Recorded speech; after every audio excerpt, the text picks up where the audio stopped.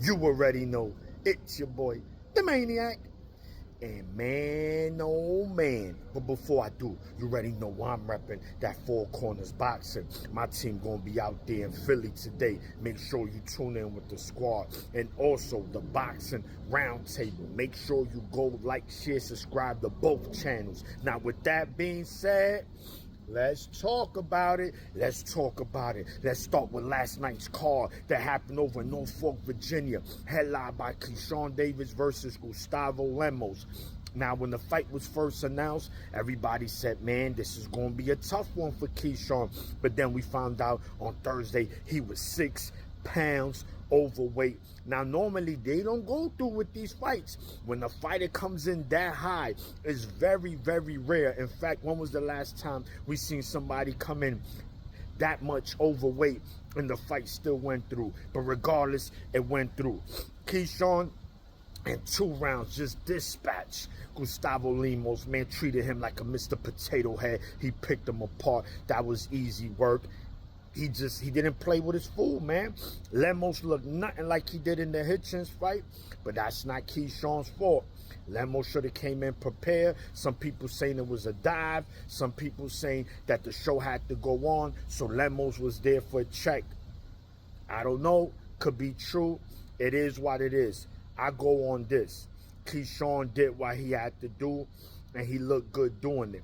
Now, is he ready for the big names? I'm not going to go that far. You still got Raymond Murataya. Yeah, Keyshawn, you and Raymond Murataya could get it popping. I would love to see that fight. Even the De Los Santos. Although we know De Los Santos, he across the street. But, hey, top rank PBC, let's make that happen. I would love to see that fight. You know, so Keyshawn most likely is going to get his title shot against Dennis Berinchyk.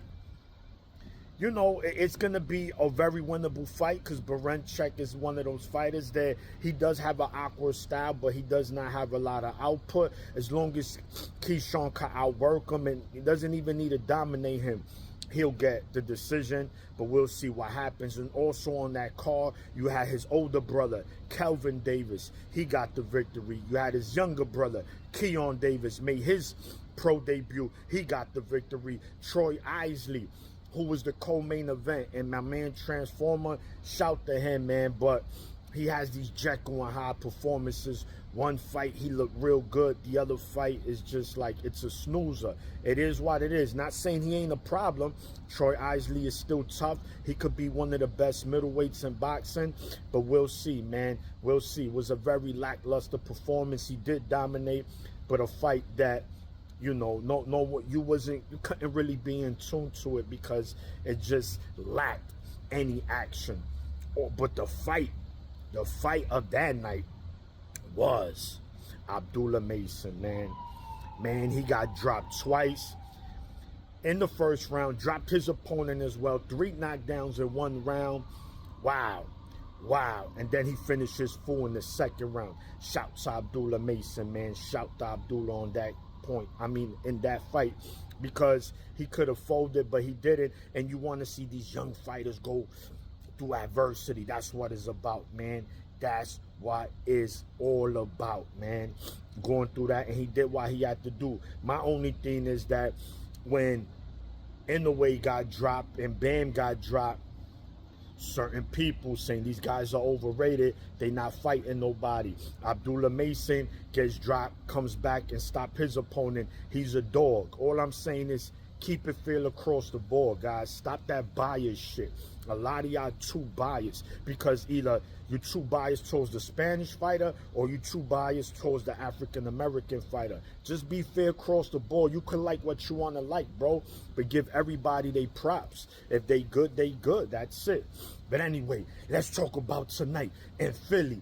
Jaron Boots Ennis making his defense of his IBF title against Karen Kukajan, a rematch of a fight that many felt he didn't look good, which he didn't. Still won the fight definitively, but did not look good, couldn't cut off the ring. We know Kukajan is a fighter, that he could box, he can move. He's not going to stand in front of Boots and just have Boots tee off on them. We know Boots is a technical brawler. He could box, but he like to get in there. He like to get in your chest, make it ugly. He like to go to my brother Mo's Rib Shack.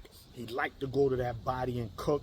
It's going to be interesting because if he doesn't knock out Keyshawn and looks subpar again, what is that going to say?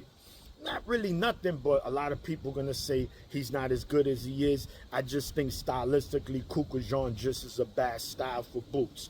But as long as he gets the win, it's what matters and has to look good. Doing it on the co-main event, we have Bam Rodriguez.